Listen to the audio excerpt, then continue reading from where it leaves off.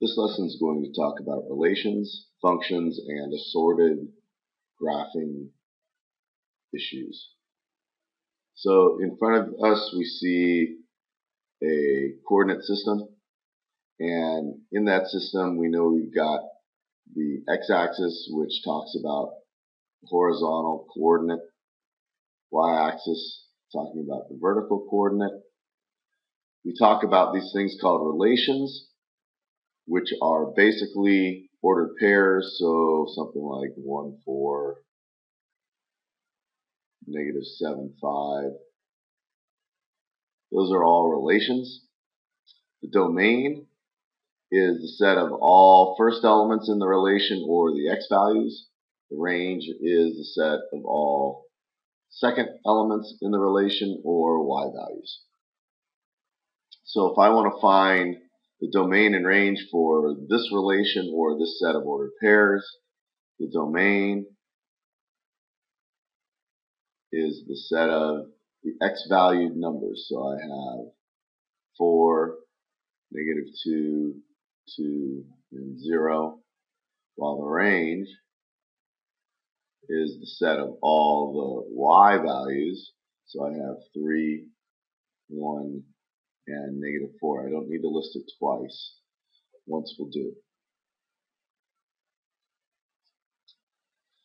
We talk about these things called independent variables, and that's the variable that determines the outcome of a relation.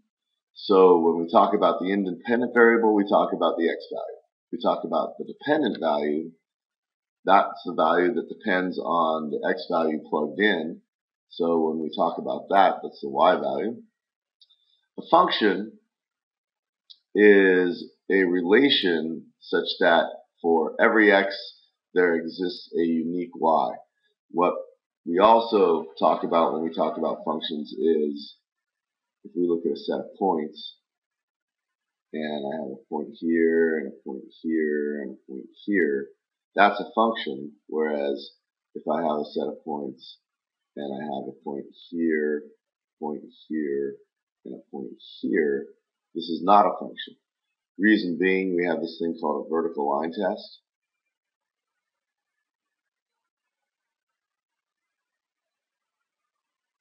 And what the vertical line test is, it says you can take your relation and draw vertical lines anywhere in that relation, and when you draw a vertical line, you pass through only one point at a time. However, in this, we pass through 2 points. So this is not a function, because for whatever x value this is, it has 2 y values, whereas for all these x values, it has 1 unique y value. So for one-to-one functions, it's very much like a vertical function, except for these relations must pass both vertical and horizontal line tests. So as you can see here, if I were to draw a horizontal line test, this would also be able to pass that.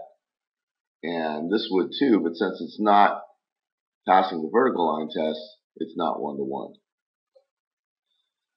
So now we're going to test to see if the relation in front of us is a function or a one-to-one function or neither of the two. So if I go ahead and graph these points, and I'll just sketch it out. Here's, let's say, 2 and 3. Put a point there, negative 4, let's call it right here, and 5, and then 7 and 5. So you'll see in this case, it passes a vertical line test, but it doesn't pass a horizontal line test. So this is only a function.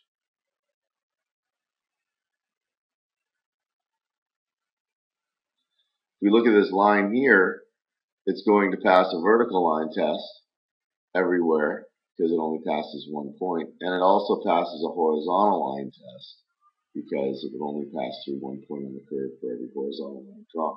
So this is one-to-one.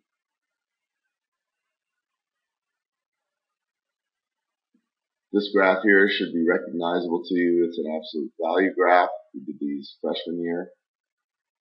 Passes a vertical line test, but certainly doesn't pass a horizontal line test because it'll cross 2 points on that curve with the horizontal line. So this is just a function.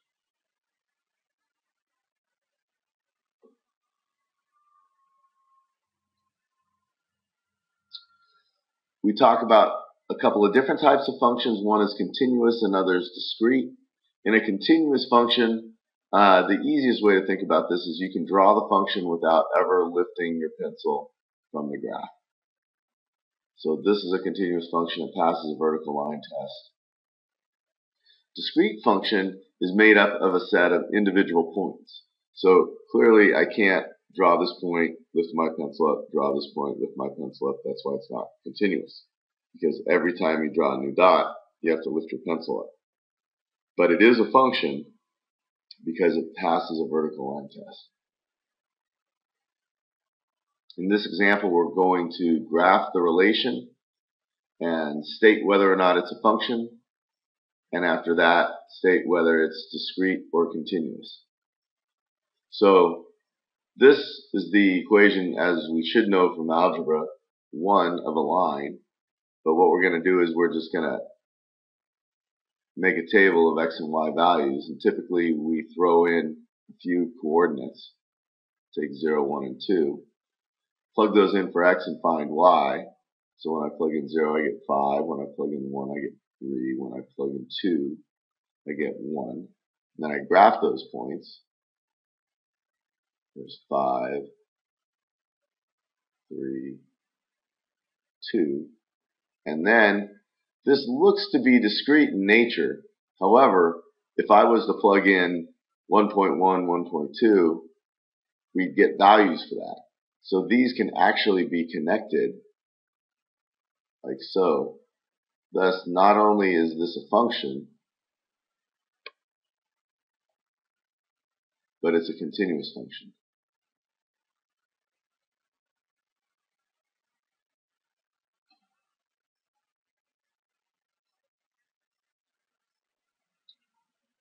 And once again, we'll take and graph this relation by picking x and y values. In this case, I'm going to pick some positives and negatives. So we'll go -2, -1, 0, 1, and 2. When I plug in -2, I get -8 and 2, which is 6. Plug in a -1, -1, and 2 is +1. Plug in a 0, I get a 2. Plug in a 1, I get a 3. Plug in a 2, I get a 10. So in graphing these, here's our -2, and I get a -6. Sorry about that. And that puts me down here. Plug in a -1, I get a +1. Plug in a 0, I get a 2. Plug in a 1, I get a 3. Plug in a 2, I get a 10. And again, for this, while it looks discrete, I can still plug in numbers like 1.1, 1.2, 1.3 and get values out.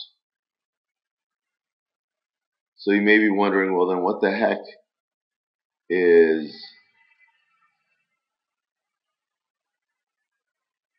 a discrete function going to look like? That's going to be a situation where you might be able to plug in integers, but you're not able to plug in any kind of point in between those integers for one reason or another. The function becomes undefined. And we'll get to those as we move through either today or the next couple of days.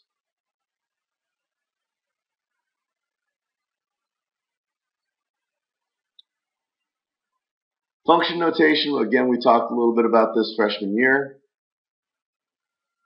Oftentimes we see functions written in the form of some y equals a function to the right hand side, and they may tell us to evaluate that at 4, in which case we say, okay, that's 6 times 4 plus 2. or 26. Function notation replaces the y with this notation of f of x. This could be f of x, g of x, w of x, star of x. It really doesn't matter, okay? But this is function notation. Basically, it means y.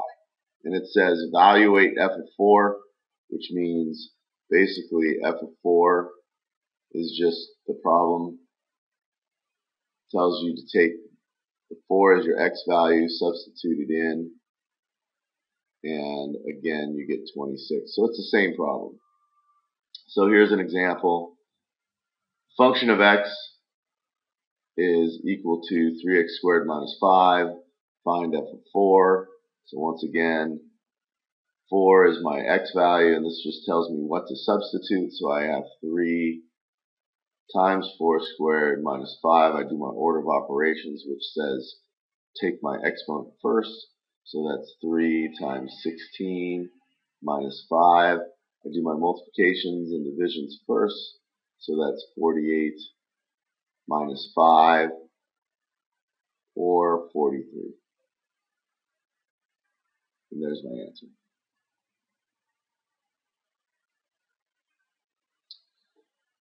We talk linear functions, which basically make straight lines, no curves whatsoever. You can draw them with a ruler. And nonlinear functions are continuous functions that have curves to them. All linear functions can be written in the form y equals mx plus b, whereas nonlinear functions can't be written in the form of y equals mx plus b.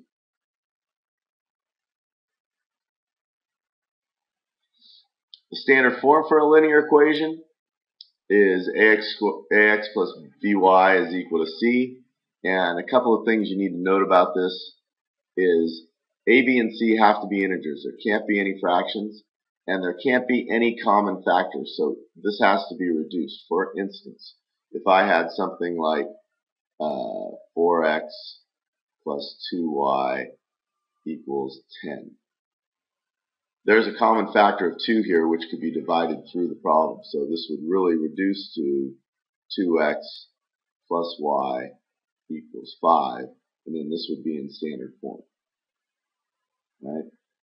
Also, a and b can equal 0, and a has got to be a number greater than 0.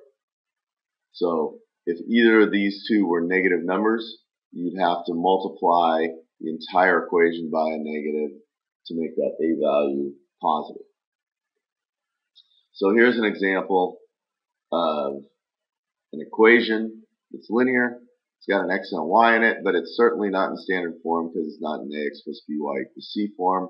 We want to write it in standard form. So the first thing I'm going to do is get rid of the fractions by clearing the fraction and finding a common denominator on both sides, which is 21. I multiply that by my two terms, and the 21 and the 3 reduce to a 7, so I have 7 times 2x minus 5. Over here, the 21 and the 7 reduce to a 3, so I have 3 times 4y. 14x minus 35 is going to equal 12y. Now I have to get it in ax plus by equals c form. I'll bring my 35 over here, my 12y over here. So I have 14x minus 12y equals 35. And notice the a term greater than 0. There's no common factor. Nothing goes into 14 that goes into 12 that goes into 35. And neither a nor b is equal to 0. So there's my standard form for that equation.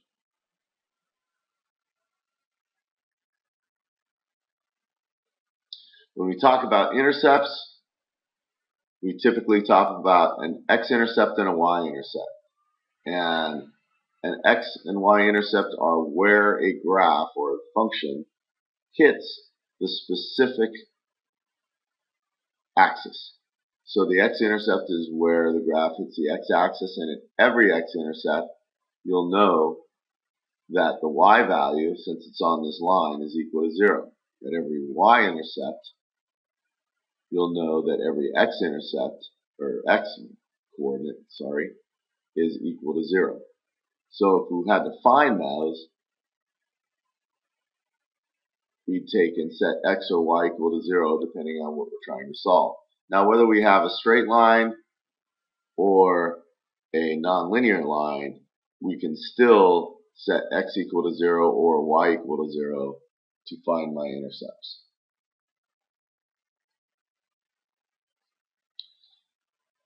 So we want to find the x and y intercept for this function. Let's go ahead and do that for my x-intercept. Again, we look at something that hits the x-axis, we know that y equals 0. So I have 3/4 x plus 1/2 times 0 equals 3. This gives me 3/4 x equals 3 multiplied by the reciprocal, or 4/3 to both sides, and you'll notice x is equal to 4. So there's my x-intercept. For my y-intercept, set x equal to 0. In this case, I have 3/4 times 0 plus 1/2 y equals 3. 1/2 y is equal to 3, therefore multiply both sides by 2. And I get 6 equals y. Go ahead and graph that. And then to graph the function, connect the dots, and I'm good.